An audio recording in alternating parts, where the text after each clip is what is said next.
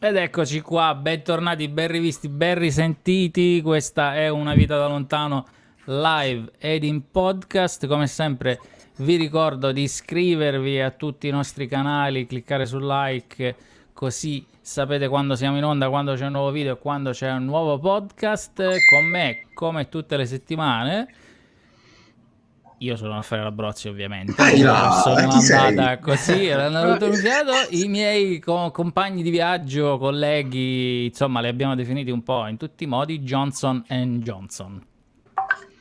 Quale Johnson vuoi fare? No, considerando che è la settimana del Masters 1000 di Monte Carlo, io sono Tai e tu sei Breck, sia ben chiaro. Vabbè, per me è uguale, non so di cosa state parlando. Benvenuti a tutti. Tennis. Ciao Piero, che è quello che vedete in video grande in questo momento. Piero c'ha un'introduzione da fare, no? I saluti tu puoi fare. Se ti ha già tolto, vedi, mo ti ha rimesso. Vabbè, si parlava di tennis, ve la stavate palleggiando tra voi due, io facevo l'umpire, seduto sul mio trespolo, un po' come il gufetto della sera quando la luna sale e le nubi iniziano a scorrere lentamente. Lentamente, non molto ultimamente, grazie al Levante, ma quella è un'altra cosa. Comunque, benvenuti anche questo giovedì.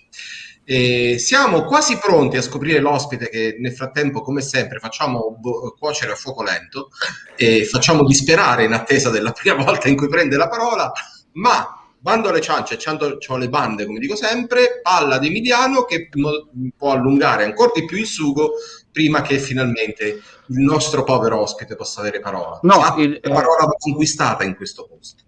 In realtà io farò molto velocemente.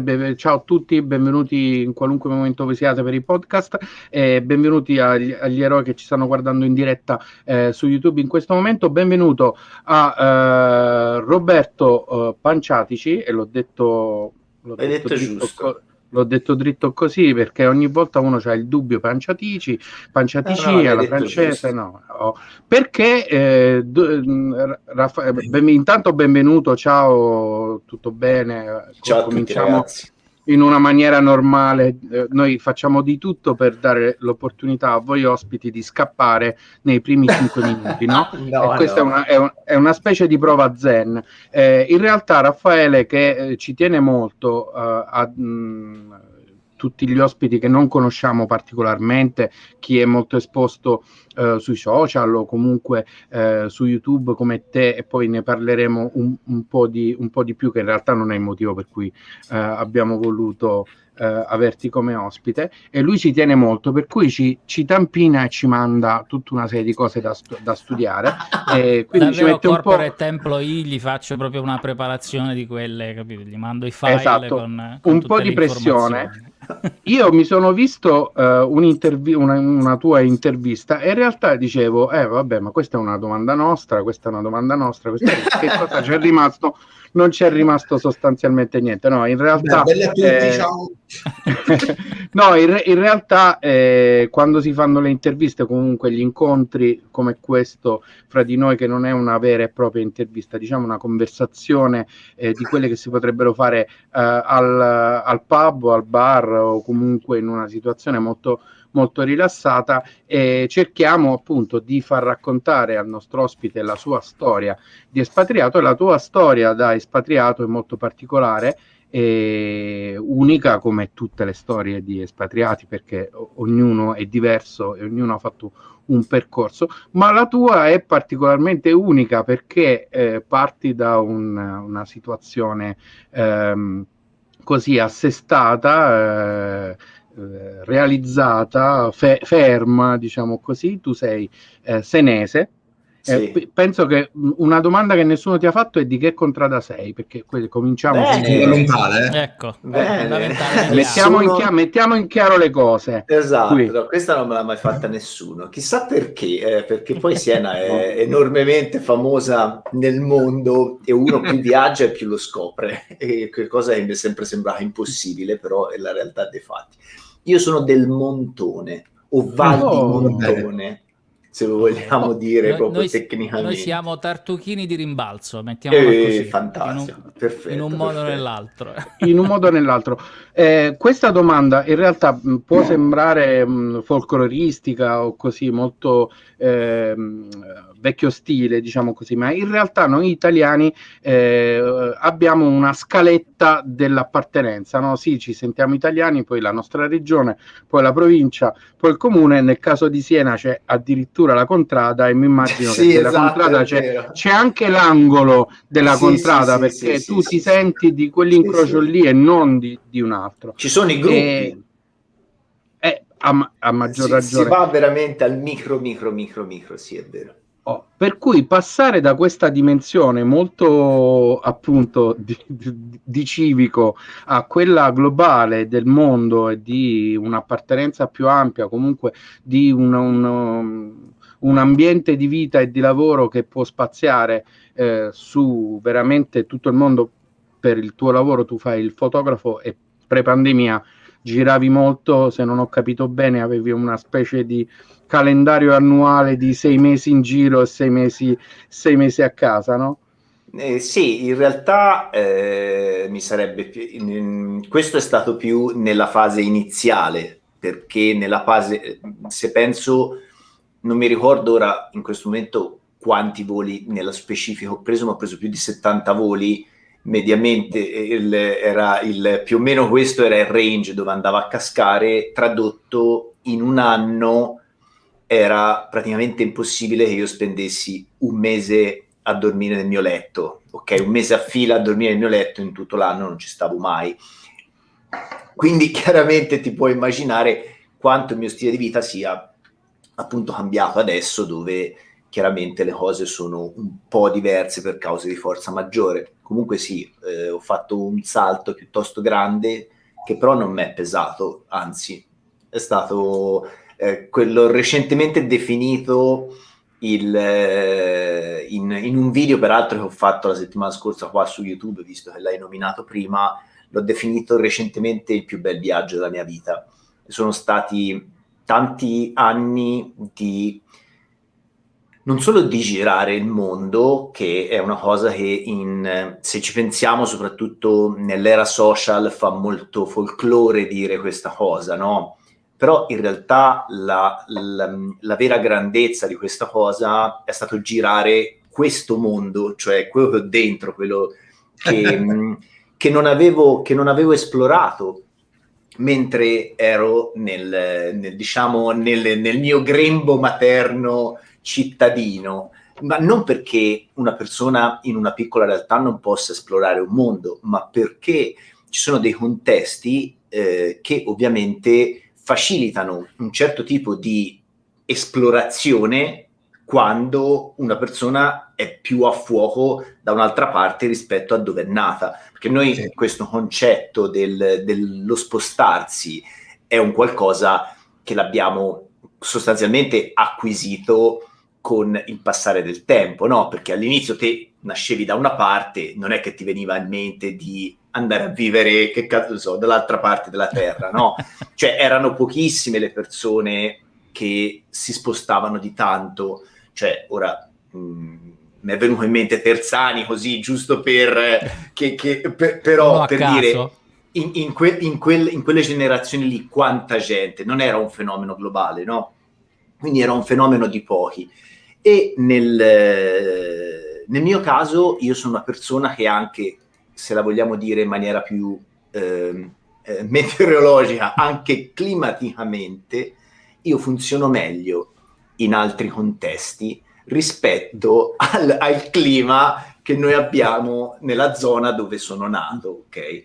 Proprio per il semplice fatto che io per esempio sono una persona molto attiva, mi piace veramente fare tante cose, mi piace mettere le mani in tante cose diverse, mi piace girare, non mi è mai piaciuto stare troppo col culo nel divano.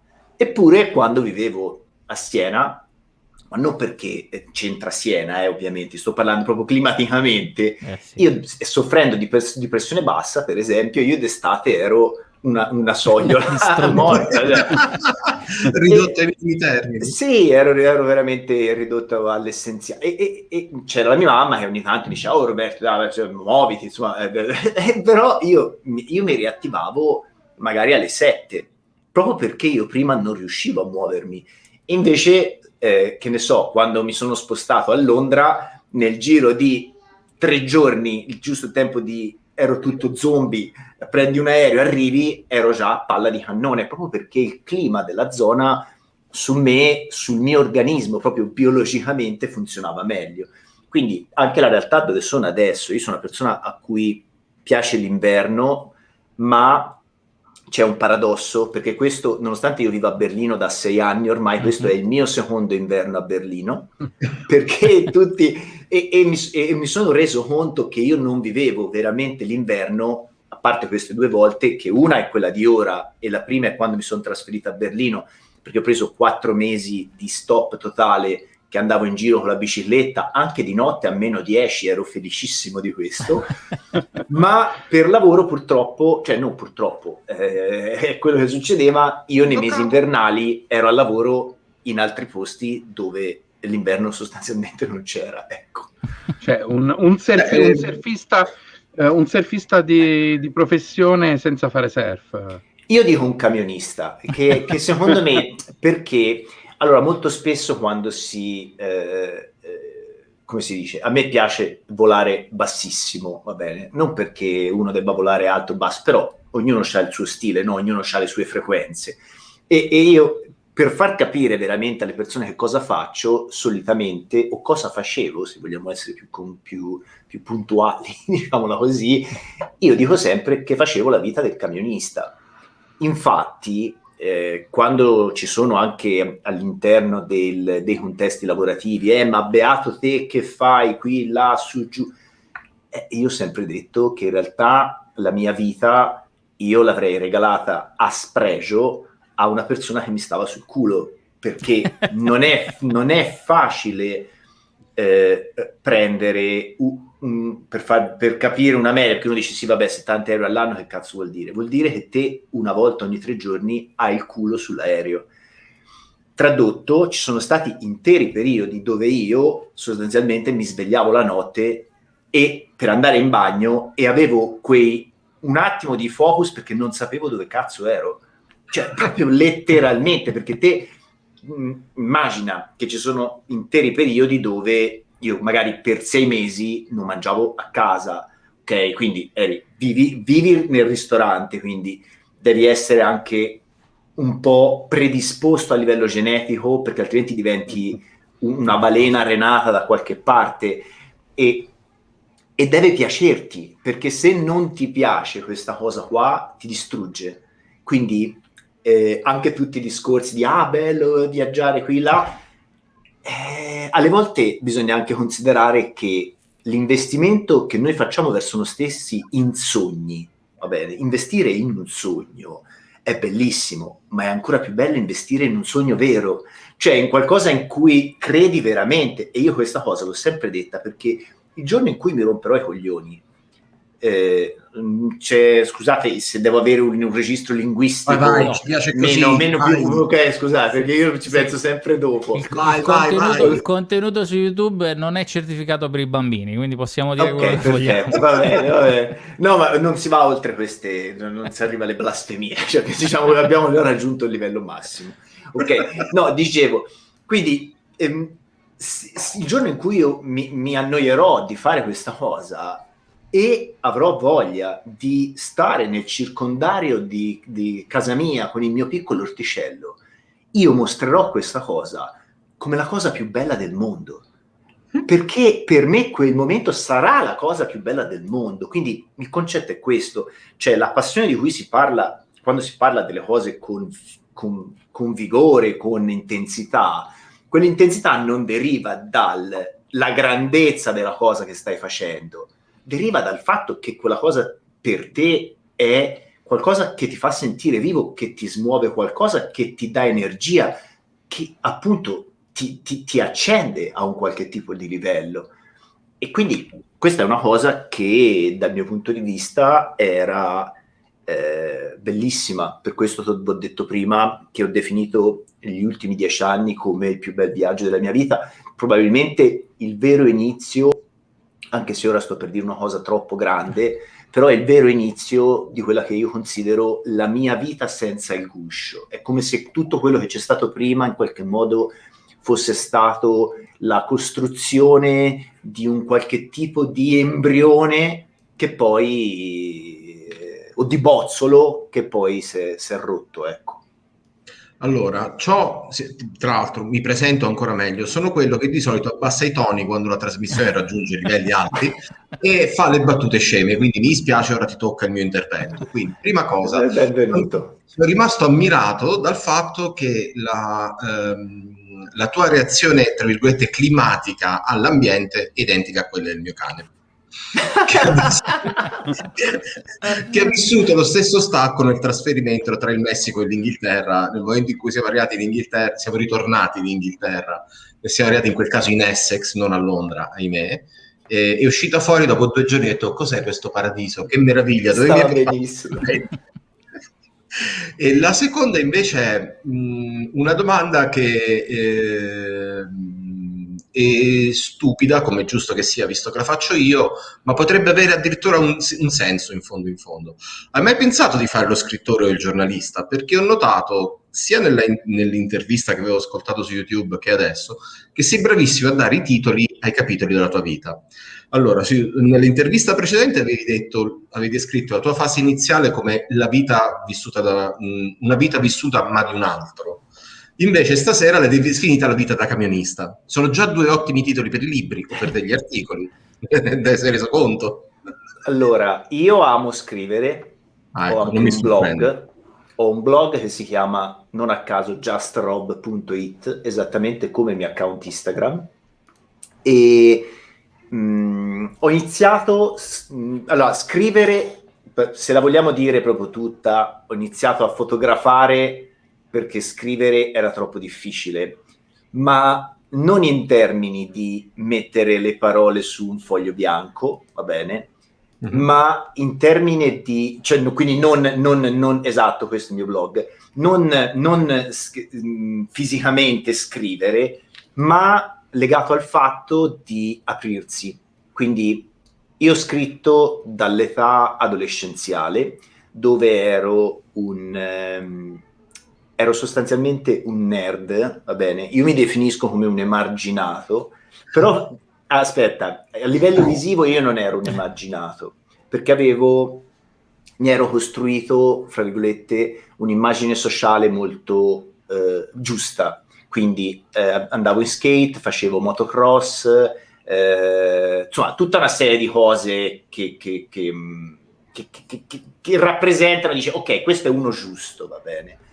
Però quello che io facevo era, cioè il mio vero me era una persona che passava le giornate intere a leggere poeti, a leggere filosofi, e lo facevo a cottimo, come si suol dire, va bene? Era una persona enormemente affascinata da quel tipo di mondo lì e di tutto quello che andava a toccare il mio contesto intimo. Infatti io fin da giovane ho sempre avuto la consapevolezza che io in qualche modo sarei sbocciato da vecchio. Cioè, io ero già vecchio a 16 anni. Me lo continuo a ripetere tutti i giorni, ma ancora non riesco a sbocciare. Però dico, a 46 anni... Perché ci vuole il sole, Raffaele, ci vuole il sole, in Irlanda ce n'è poco. Devi leggere. Esatto, devi leggere. Comunque siamo coetanei, perché io ho 43 anni, quindi non è che ho chissà quanto. Quindi io ero, e ora mi sto scoprendo sostanzialmente a quest'età. E quindi le persone, e io scrivevo tanto, veramente tanto, scrivo tuttora, però le persone che, infatti lui è sempre qua con me, che ogni anno c'è il mega taccuino, ora non sta diventando mega perché dentro non ci finisce più la roba che raccoglievo in giro, però prima erano mega, e c'erano solo le persone della mia cerchia stretta, cioè persone a cui avrei affidato la vita, va bene? Quindi i miei amici dell'epoca veramente ristretti che potevano leggere le cose che scrivevo, tutta una serie di robe. E poi quindi questo passaggio del far vedere agli altri che cosa avevo dentro, quindi scrivendo, è stato uno step enorme. Io veramente ho fatto uno sforzo incredibile, mi sono veramente fatto una violenza grande, però io avevo veramente voglia di dire qualcosa, ma non io devo parlare al mondo, no? Io avevo bisogno di dire qualcosa apertamente, di non avere la paura di mostrarmi per chi ero. E in quel processo iniziale la fotografia per me è diventata un mezzo più semplice rispetto alla scrittura, proprio per il semplice fatto che in qualche modo mi esponeva meno, cioè mi dava meno, come si dice, mi dava meno tormenti, ok, nel buttare fuori quella roba là. Però io ho scritto tanto, veramente tanto, poi ho stoppato un po' il blog, adesso lo dovrò riprendere, lo vorrò riprendere perché è una cosa che è in scaletta, diciamo, dove ovviamente rimetterò delle robe che ho già scritto, semplicemente un fatto di pubblicare, però è una cosa che mi piace tanto e è tantissimo che penso di scrivere un libro, veramente tanto. Spero che prima o poi avrò il coraggio di farlo e spero che delle opportunità che mi sono capitate in passato e che purtroppo ho rifiutato, devo dire, per paura, ritornino. Non tutti i treni tornano, lo sappiamo molto bene, la vita giustamente fa così, ma e questo mi servirà ovviamente da lezione, però spero che tornerà la possibilità di ripubblicare qualcosa con degli editori importanti come mi era capitato tempo fa, ma purtroppo ho detto no, perché non ero pronto. Non so se sono pronto oggi, però questa cosa che hai detto, Piero, è un point, ecco. Beh, però c'è Grazie. tutto, no? C'è la fotografia, c'è la scrittura, c'è insomma, è una cosa anche un po', diciamo, di alcuni artisti moderni, ma anche di tanti artisti del passato, no? Io non sono distantissimo dalla parola artista, io sono semplicemente una persona che si esprime, non ho mai veramente usato c'è chi la usa con enorme facilità, io non ho mai usato quella parola, né pensato che quella parola riferita a me stesso. Rob, ci possiamo mettere d'accordo su una definizione di artigiano, cioè di una persona che fa delle cose con un gusto, uno stile, una ricerca, che però sono anche, diciamo così, di cesello, di martellamento, comunque di fare delle cose anche con una certa ripetitività, come ti può capitare appunto quando in un anno fai magari 10 cerimonie importanti, perché sei un fotografo anche di cerimonie, oltre a fare dei bellissimi ritratti. Però diciamo così, nel momento in cui si fa un tipo di lavoro che ha un po' a che fare con l'arte, o volendo può avere solo a che fare con l'arte, no? C'è sempre un equilibrio, c'è una questione personale fra ricerca e lavoro, fra appunto esporre se stessi e andare alla ricerca di cose nel mondo, no? Qui abbiamo dei discorsi molto alti e ampi, che però sicuramente nelle tue interviste, diciamo, più fotografiche, più professionali, avrai affrontato profondamente. Però questo era semplicemente un passaggio, diciamo così, da un argomento a un altro. L'argomento è quello della ricerca. Tu come espatriato, tra virgolette, che poi è una definizione molto ampia, che vale per tantissime persone che hanno appunto percorsi completamente diversi, da chi sceglie di andare via perché deve e non ha alcun tipo di possibilità dove sta per trovare qualcosa di diverso dal punto di vista materiale, e chi invece fa questo tipo di scelta dal punto di vista personale, filosofico, di ricerca, no?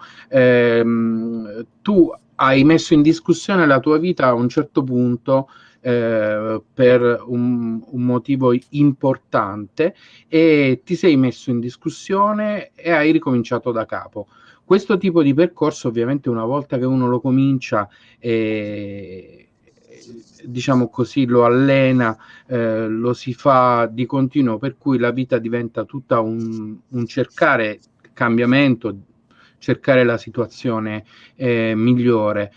Con questo momento di pandemia, di stare chiusi in casa, di appunto tu dopo tanto tempo in giro per il mondo sei stato fermo, così il tuo percorso è andato avanti. Che tipo di riflessione puoi fare su questa costante ricerca di qualcosa di diverso?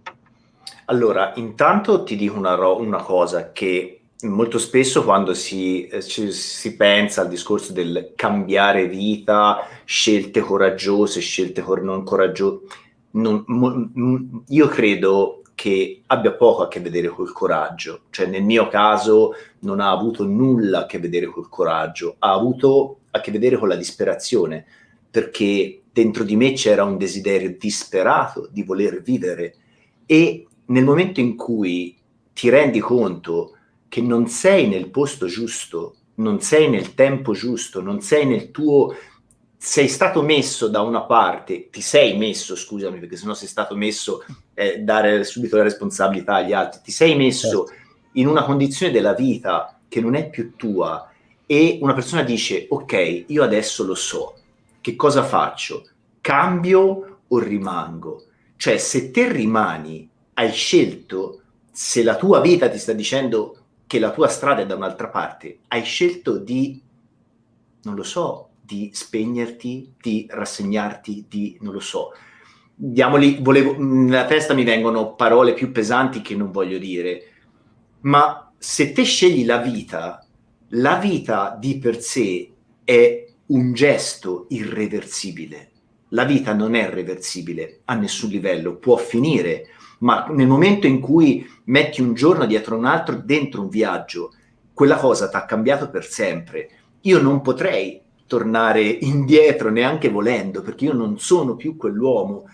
Ho fatto nel corso degli anni un investimento enorme in termini di emozioni, in termini di scavare dentro me stesso, in termini di ascoltare la mia vita, e io a questa cosa non ci potrò rinunciare più. È qualcosa che ormai è diventata, si è solidificata alla mia essenza a un punto tale che non è più possibile scinderla, è proprio impossibile a questo punto. Quindi nel momento in cui una persona accetta che la vita è questo e si va avanti, qualsiasi cosa ti troverai nella strada, comunque non ti distoglierà dal viaggio. Io in questo periodo ho perso delle persone per me importanti, va bene, che non voglio aprire il guscio perché sento proprio che mi esce emotivamente una cosa grossa, e questa cosa deve necessariamente diventare ricchezza, ma la ricchezza è comunque un fardello, anche se noi la vogliamo metaforicamente immaginare come l'oro. Facciamo finta che sia l'oro una roba materiale, ma se te sei ricco e ti sposti questo oro, ne puoi portare tanto fino a che riesci a mettertelo sulle spalle, no? Perché poi a un certo punto devi buttare in terra. Quindi un investimento a livello emotivo, un investimento a livello è la stessa cosa. Quindi arriva una pandemia, arriva qualsiasi cosa, dobbiamo andare avanti. Cioè noi siamo in un certo qual modo, se io penso al mio nonno, cioè il padre di mio padre, che ha dovuto, come tutta la sua famiglia, come tantissime altre persone, hanno dovuto affrontare la guerra, e lui è tornato a casa 7 anni dopo. Ok, e mio padre quando l'ha visto giustamente gli ha detto a mia nonna: scusa, ma chi è questo? Perché non l'aveva, cioè voglio dire, lui è partito, lei era in cheat, cioè non sapeva che cazzo è. Quindi immaginiamoci noi adesso che siamo in uno stato critico, ma siamo qua su internet a chiacchierare, ora finiamo, andiamo a fare la scena, tutto bello tranquillo, cioè, ok. Quindi bisogna anche un po' riconsiderare dentro le nostre vite la realtà di quello che stiamo vivendo. C'è casino, sì, siamo in difficoltà, sì, abbiamo paura, sì, tutto vero, abbiamo perso delle persone, sì, tutto reale. Però a un certo punto bisogna accettare un viaggio e decidere comunque di andare avanti. La mia scelta, che è quella di cui parlavi, che ho fatto scegliendo questa vita, non è in discussione, non è mai stata in discussione, non sarà in discussione neanche se io non riuscissi a fotografare nei prossimi anni, perché la mia vita è onnivora, ok? E ha fame di tante cose diverse. Certo, bisogna lavorare, bisogna vivere, va benissimo.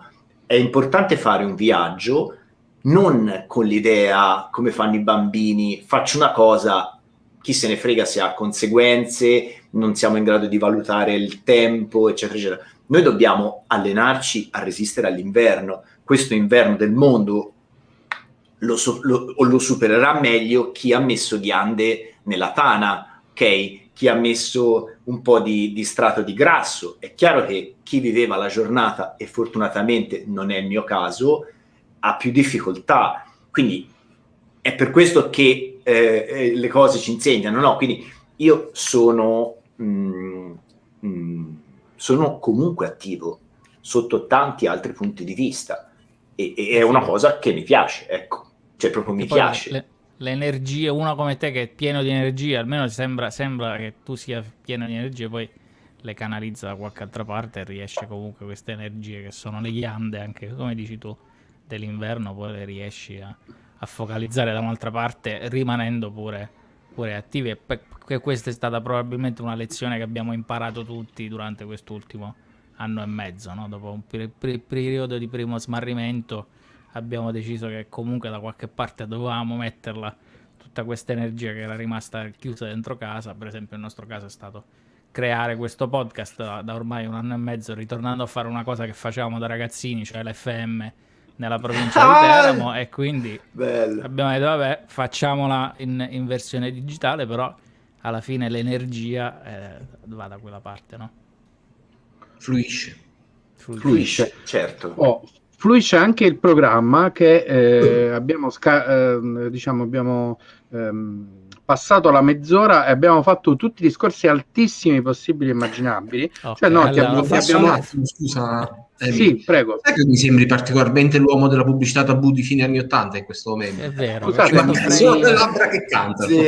Mi illumino di più, che devo fare? Scusate, perché guarda, Emiliano, siccome mi illumino di più. Da videomaker ha detto adesso arriva il fotografo, quindi faccio vedere io come faccio. Devo far vedere, esatto. No, ho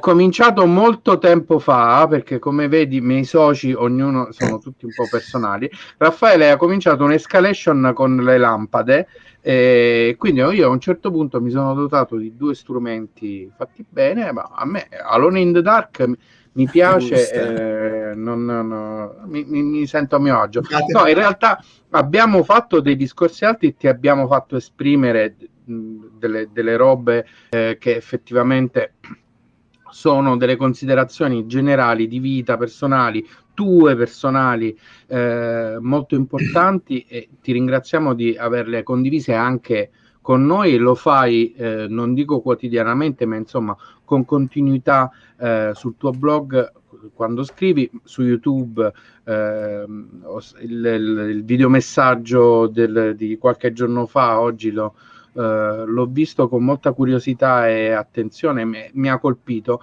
di questa cosa di mettere appunto se stessi, di parlare con qualcuno che non si conosce, no? Come YouTube, come stai facendo adesso con noi, per cui dopo una mezz'ora è arrivato anche il momento un po' di abbassare, non dico i toni, ma insomma il livello su delle cose che sono importanti, perché fanno parte della vita, appunto, no? Tu ci potresti raccontare decine di aneddoti dei tuoi giri, viaggi per il mondo, di come hai visto tu da italiano il mondo e cose nuove, e come hanno visto te in quanto italiano in giro per il mondo, che non è secondario. La domanda in realtà è una curiosità. Adesso che sei stato più a casa, casa tua è Berlino, Berlino ti ha conquistato in qualche modo per vari motivi, e hai deciso, pur potendo andare dovunque volessi nel mondo, perché il tuo lavoro te l'avrebbe permesso, hai deciso di restare a Berlino. Cosa, se puoi fare una piccola classifica delle cose di Berlino che ti hanno tenuto, che ti hanno fatto adesso passare i lockdown, il periodo in casa a Berlino e non, che ne so, in Papuasia o Nuova Guinea.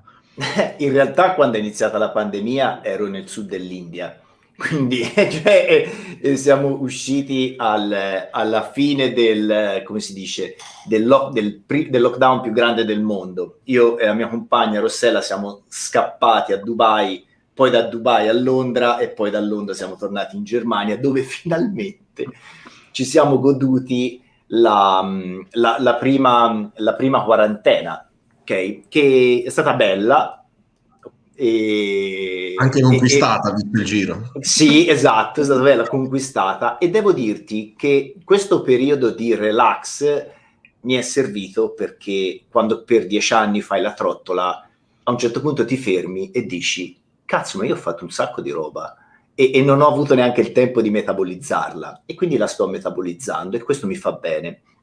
Detto questo, tornando a quando sono venuto a Berlino, io sono venuto a Berlino come tutti i viaggi che faccio, cioè per lavoro, perché ovviamente quando io non lavoro non è che mi viene voglia di andare da qualche parte, ok? Quindi sono venuto qua, che posto dove ho fatto un workshop, ho tenuto un workshop insieme a un collega polacco, e nel momento in cui sono arrivato qua io mi sono innamorato istantaneamente di Berlino, innamorato. E sono tornato, quando ho finito di questo lavoro, sono tornato in Italia, la mia base all'epoca era ancora là, ho fatto le valigie e 3 settimane dopo io vivevo qui.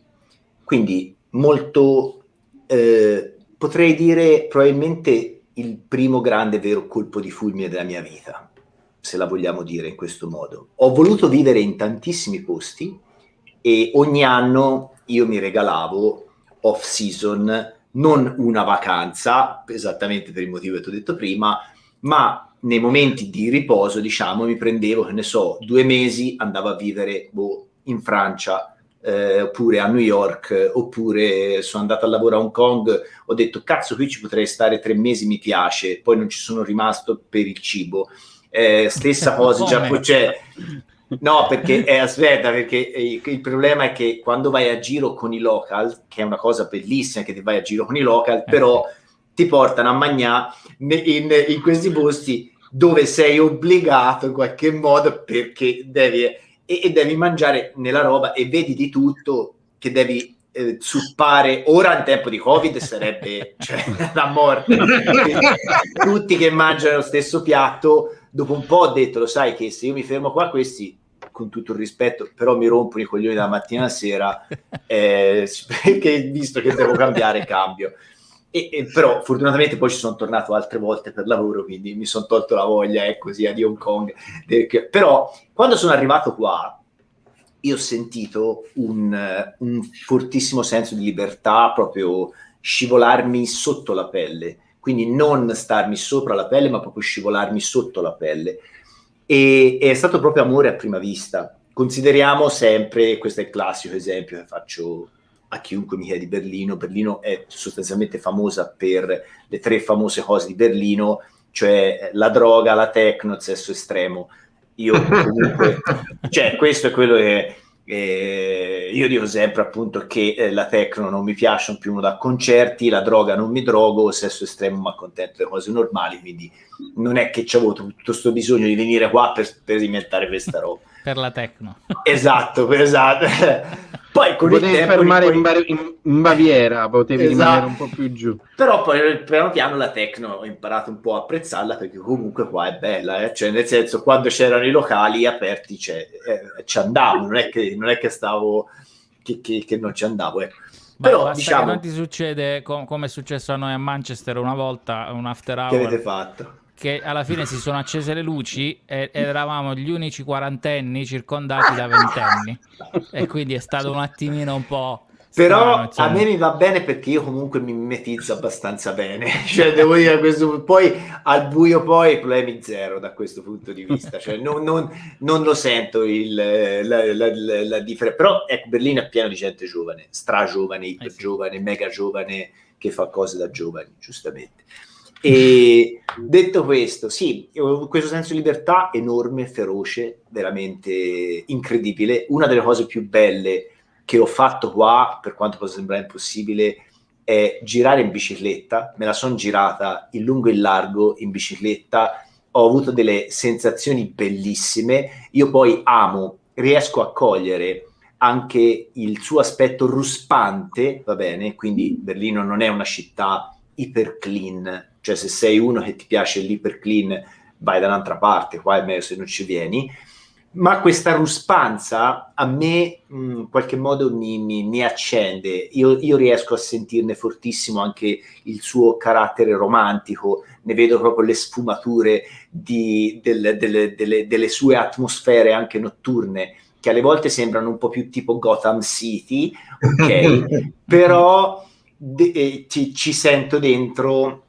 sempre tanto desiderio, va bene? Qua è il posto dove te sostanzialmente puoi essere la versione di te stesso che più ti immagini, a nessuno gliene frega niente, ok? Chiaramente questa cosa ha sempre il lato negativo, perché da una parte ti dici, oh Dio che bello, posso fare il cazzo che mi pare, sì certo, dall'altra parte siccome nessuno gli frega niente di quello che fai, è anche molto facile rimanere soli. Questo è un po' anche il mito delle grandi città, no? C'è proprio le persone che non sono mai in qualche modo, fra virgolette, emigrate.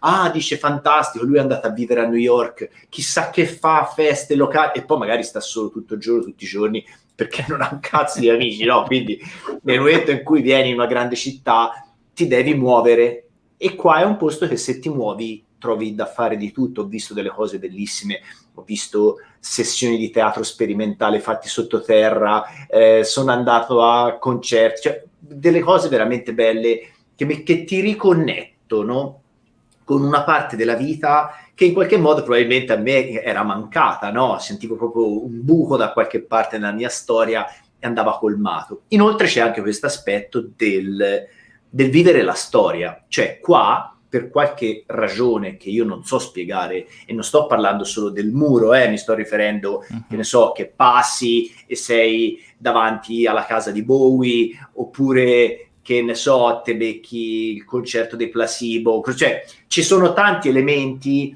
che, per esempio il concerto dei Placebo, ora che mi è venuto in mente, cioè è stato il primo concerto probabilmente della mia vita dove non c'erano telefoni, perché qua c'è anche questo rapporto con la tecnologia, che non è proprio da megalopoli dove tutti sono col cellulare davanti, che fai così. Il concerto dei Placebo, che ovviamente era la Mercedes Arena, immaginatelo, non è che era piena di più, e ci fu una persona, poverino, io non sarei mai voluto essere lui, che tirò fuori il telefono con la luce accesa perché stava facendo quello che è un innocentissimo video. Allora il cantante dei Placebo gli disse: oi, Mr. iPhone, butta giù quel coso, qua siamo a Berlino e stai ascoltando i Placebo.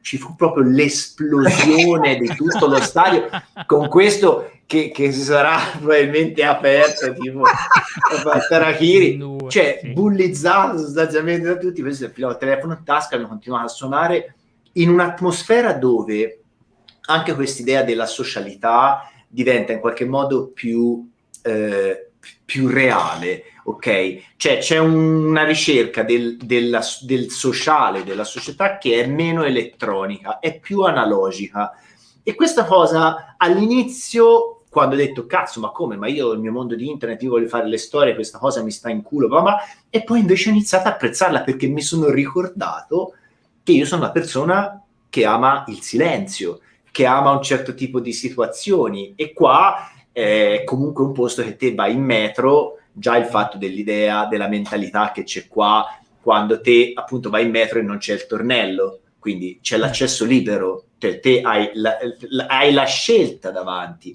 Ovviamente siamo sempre in Germania, quindi se sbagli le risposte non è sì, no, virgola, ma, eccetera, eccetera. Qui c'è ja o nein, se è nein ti rompono il culo e il discorso è già finito, no? Quindi, però è bellissima questa cosa perché te vai in questi posti e c'è il silenzio, sembra quasi di stare in una chiesa, c'è veramente, passatemi questa cosa, la pietà delle chiese, senti, proprio nella metropolitana, è incredibile.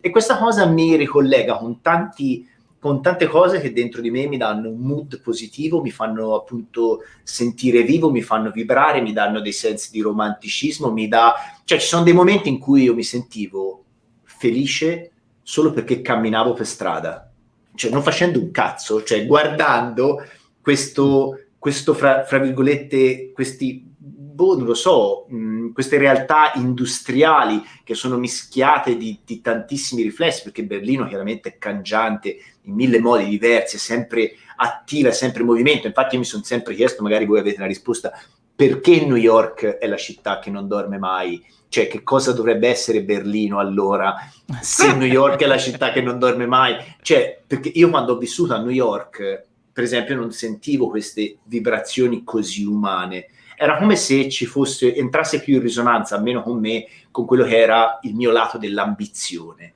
Sentivo quella parte lì che spingeva. Di qua invece you can make it everywhere, no? Diceva esatto, cioè, esatto.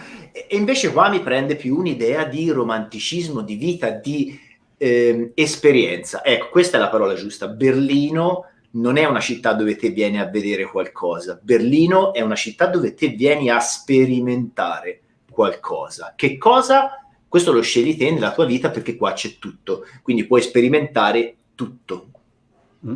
Io mi è venuto in mente la risposta: se New York è la città che non dorme mai, Berlino è la città che non ha mai dormito. Esatto, Questa... è una città che non ha veramente, questo ci può stare. Sì. Magari con le rughe, magari sfatta, però è ancora lì che tunz, con l'eco delle bombe, probabilmente poi il ritmo è continuato. Con tutte le cose che sono successe. Berlino è una delle capitali europee più piccole, pur essendo molto grande, è una delle capitali europee più giovani, pur essendo una capitale antichissima. C'ha tanti contrasti e tante cose che, diciamo così, la fanno andare avanti e la fanno continuare a essere quello che è, una meta dove andare per scoprirsi e per scoprire cose, per incontrare gente, o stare da soli. È una cosa, come dire, una città unica a suo modo, come lo sono tutte le capitali. È veramente unica Berlino.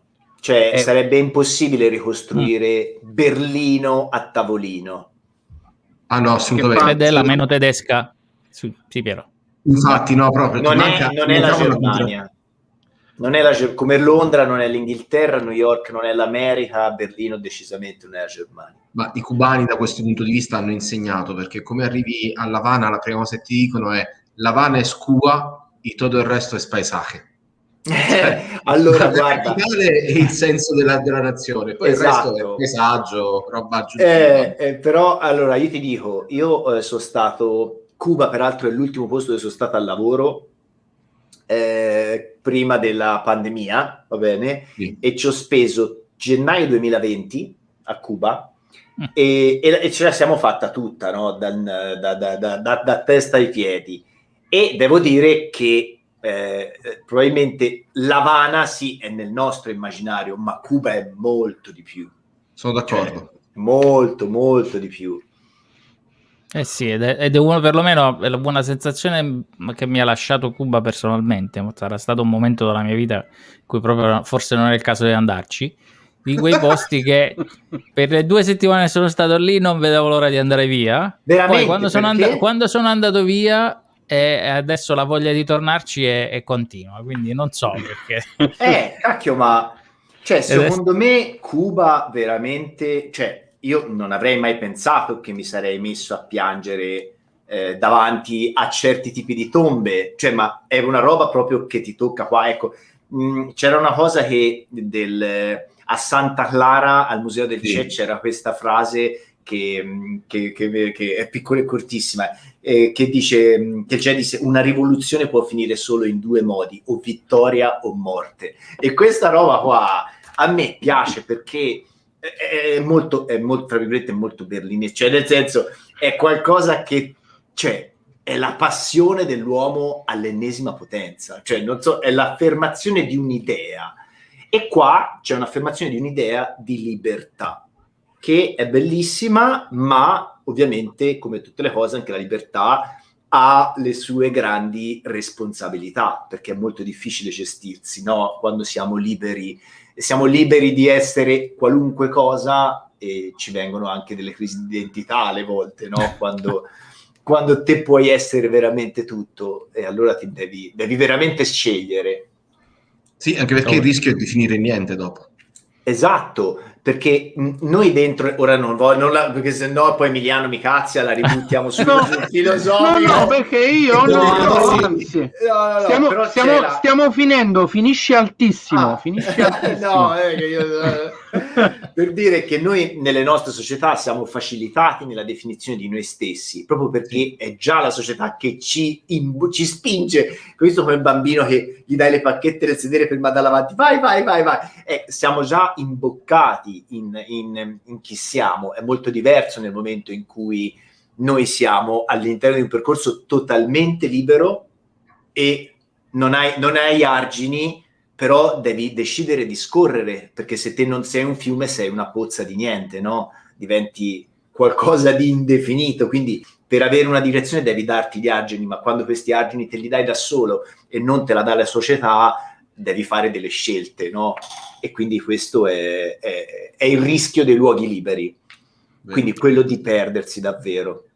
Infatti meno male non sono venuto a Berlino, cioè sono venuto a Berlino già formato, da grande. Esatto, perché qui alle volte è molto facile sentire, in realtà è facile ovunque, però qua alle volte è molto facile sentire il gelo dell'abisso, no? Che avviene perché sei troppo sul bordo del baratro. È vero. Allora, intanto... Sì, vai, Raffaele, scusa. Intanto volevo salutare tra gli altri quelli che ci hanno scritto e che ci hanno mandato messaggi: Vincenzo Massaro, Alessandro Di Giovanni e Claudio Cascone. Insomma, ciao ragazzi. Alcuni dei nomi, e ricordarvi come sempre di iscrivervi al nostro podcast, iscrivervi al nostro canale YouTube, cliccare sul like e commentare, soprattutto se volete raccontateci le vostre storie, le vostre esperienze da espatriati, ma anche da non espatriati. Ecco, candidatevi. Venire da noi a farvi intervistare, prego. Oh no, io in realtà volevo, noi abbiamo le nostre domande delle 100 pistole, a te non le facciamo perché sostanzialmente, a parte che sicuramente hai risposto in altre interviste, quindi non te lo chiediamo. Poi perché il tuo percorso... tutto, No, ma nel senso che il tuo percorso non è finito, quindi non è che ti dobbiamo chiedere dov'è casa tua, per il tuo percorso professionale e dove sei tu. La tua, diciamo, casa di elezione abbiamo capito che è Berlino per tutti questi motivi che ci hai spiegato, diciamo così, una narrazione, anche una spiegazione di come Berlino è effettivamente affascinante e che così è la prima volta che la sento fare a tutto tondo, e quindi le nostre domande poi a parte il caffè peggiore che hai bevuto e le domande sul cibo al mio quartiere, al tuo quartiere, eccetera eccetera, che possiamo evitare, però abbiamo affrontato un sacco di argomenti molto molto alti, filosoficamente, di ricerca di se stessi, di percorso, di trovare il proprio posto non nel mondo, ma di trovare il proprio posto nella propria vita, quindi in relazione intanto con se stessi. Non sempre capita, ognuno lo fa, i percorsi sono tutti personali, appunto unici. Volevo sottolineare il fatto che hai tirato fuori il tuo taccuino e hai letto qualcosa dal tuo taccuino, l'hai fatto con noi e non lo hai fatto con altri. Con gli altri, ecco. E poi Marcello, mi è piaciuto che anche con noi hai tenuto il cappellino, la coppola da fotografo di ordinanza, perché diciamo ci hai preso sul serio, E quindi questo mi ha fatto piacere. Scherzi a parte, potremmo continuare a parlare per altre ore e sicuramente tu avresti altre ore di cose da dirci, da raccontarci, di pensieri tuoi da condividere, eccetera. Purtroppo la trasmissione praticamente è finita. Ecco, Piero piange, non volevo.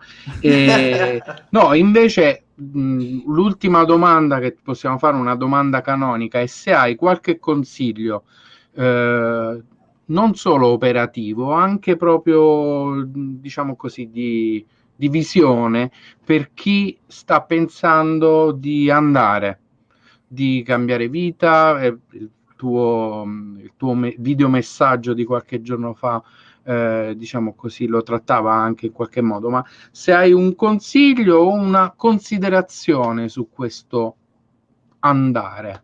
Cambiare Magari vita, anche per qualcuno che è un po' indeciso. ma cambiare vita nel senso di cambiare città oppure cambiare professione? Tu o hai cambiato quant'altro? vita completamente perché Tu hai da fatto lavorare in banca sei finito a fare tutto un altro mestiere, quindi anche proprio No, certo, però per capire, perché per esempio il video che mi citava Emiliano, che appunto sono 10 minuti di martellamento su questo discorso che mi riviene. Intanto vi invito a vederlo, così almeno mi faccio anche un'automarchetta per il canale YouTube. Però a parte questo, ecco, trovate tutti i link di Rob, dal canale YouTube all'Instagram al negozio online, tra l'altro, nel quale si possono acquistare, diciamo, i preset sei un di grande, sei Rob. un grande. Quindi tutte le altre cose le trovate nella descrizione qui sotto. Ma quindi mi diventa difficile condensare in 30 secondi questa cosa qua, e non vorrei correre il rischio di dire una iperbanalità per dover stringere.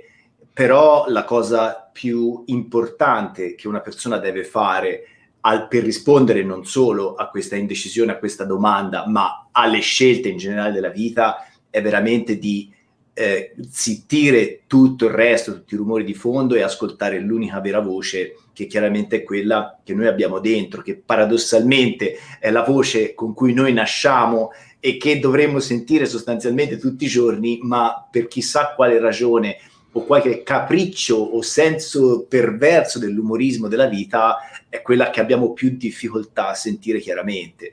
Quindi non consiglio di lanciarsi e poi dopo, a metà caduta, rendersi conto che non c'è il paracadute, va bene? Magari si può fare forse a determinati tipi di età, però consiglio di sperimentarsi.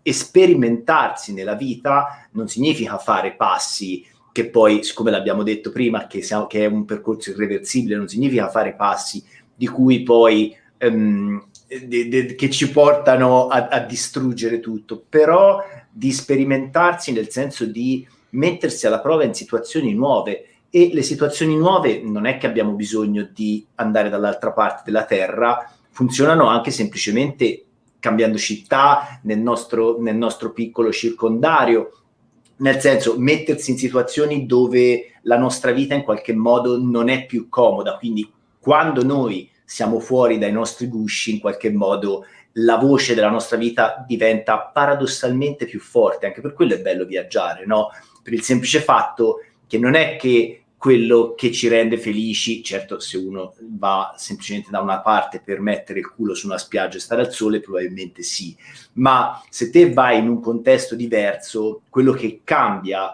non è che cambi te dentro, cambiano le relazioni da fuori, e quindi te, venendo spostato di posto, ascolti dei lati di te che normalmente non venivano o triggerati o rimanevano sopiti dalla tua routine, dalle tue frequentazioni abituali, da quello che è il tuo iter normale del mondo, no?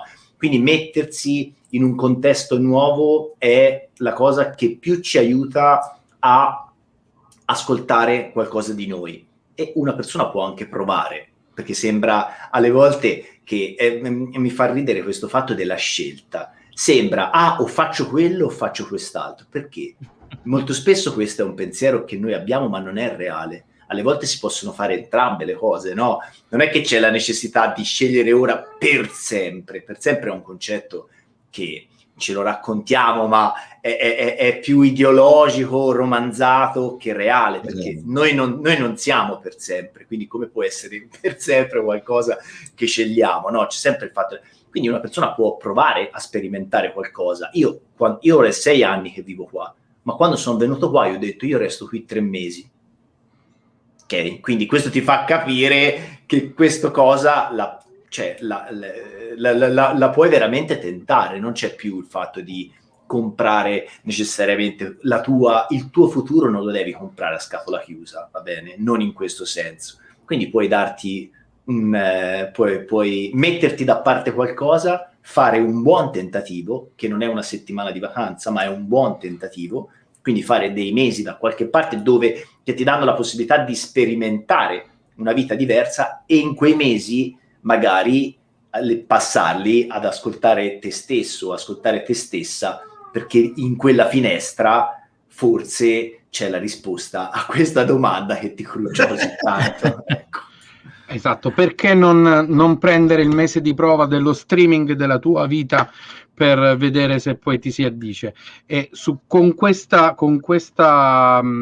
considerazione finale io ti ringrazio, sono il primo che fa i ringraziamenti, li facciamo ognuno uno per uno, poi Piero avrà anche la sua conclusione finale. Io finisco qui. In realtà c'era una cosa, scusami, sì. ma visto che ti ho fatto ridere 2 volte e chiudiamo facendoti ti farò incazzare. Tu non hai voluto banalizzare, ma a me è venuta una soluzione che è detta in maniera estremamente banale, Traguzzanti che diceva che la risposta è dentro di te e però è sbagliata. E la Tamaro va dove ti porta il cuore, vince la Tamaro. Che è una cosa incredibile. Ok, detta questa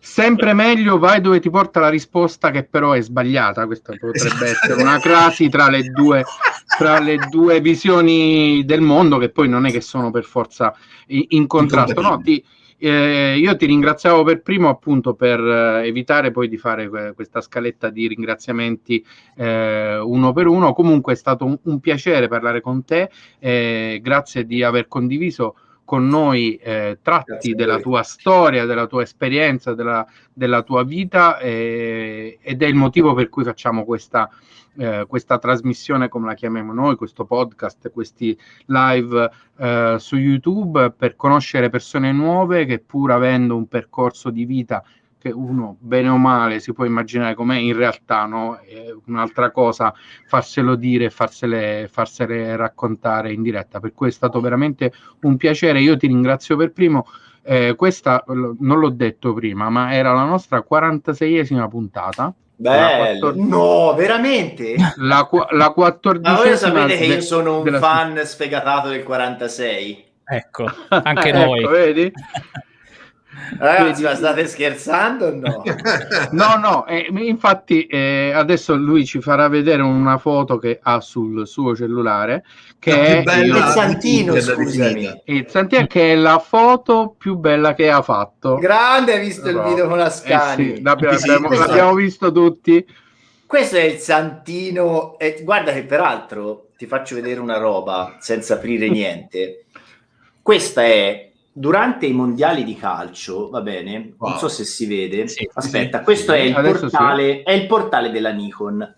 Qua c'è nella prima pagina c'erano sopra i mondiali, sotto c'è io non so se mi riconoscete, c'è scritto interviste e ci sono io, ma io non l'ho fatto questa foto perché ci sono io, ma ho fatto la foto perché sotto lo riconoscete dal casco. Lo vedete chi c'è? Ero nella stessa pagina con Valentino Rossi sul portale della Nikon, e quindi questo screenshot me lo tengo nel cellulare proprio perché ovviamente c'era, capito? Quindi essere qua nel 46 è il top. Beh, nella foto quindi vuoi essere invitato alla 92 o alla 146? Bisogna vedere, però peraltro poi ci soy altre che non ho fatto vedere perché mi sono selfato ovviamente con tutto il team, cioè Uccio, tutti i Gabus, tutti ci sono fatto perché cazzo, quando sei lì a lavorare che fai? Dentro tutto, no? Quindi sono felice di essere qua nella 46esima puntata, mi piace, grazie mille per avermi invitato, guarda. E questa cosa ce la siamo tenuta alla fine, così da finire in bellezza, per cui io ti saluto, ti ringrazio, saluto i nostri ascoltatori, passo la palla ai soci per le considerazioni, i saluti finali che dobbiamo fare ognuno per conto suo, per contratto, perché se no tutti insieme poi uno sopra l'altro. Poi vi menate. Sì.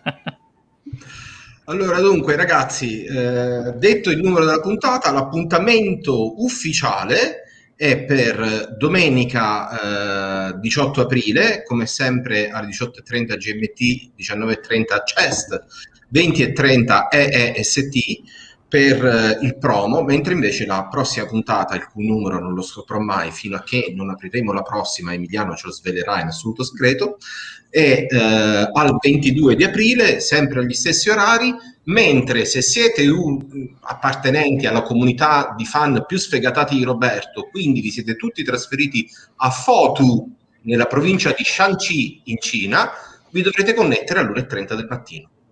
Grazie Rob. Ok, grazie Rob, è stato un piacere averti con noi, è stato un piacere sentire le tue storie. Come sempre, come ho detto, trovate tutte le informazioni su Rob sulla descrizione del video qui di YouTube, ovviamente sulla nostra pagina Instagram, eccetera eccetera eccetera. Quindi cercate Una Vita da Lontano, iscrivetevi e sapete quando ci sarà un nuovo video, come appena detto. Noi ci sentiamo domenica per il promo e giovedì per la puntata. Questa era Una Vita da Lontano live ed in podcast, è stato un piacere come sempre, ciao. Grazie. Grazie Rob.